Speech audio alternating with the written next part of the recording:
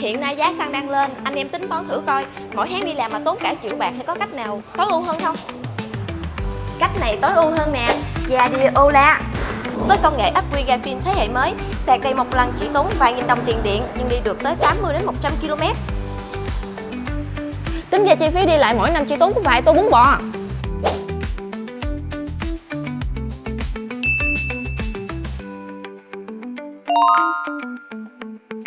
Nhiều người sợ xe điện nhanh hỏng bình, nhưng với Gia Đi 5 bình, anh em yên tâm về chế độ bảo hành bình ắc quy tốt nhất thị trường.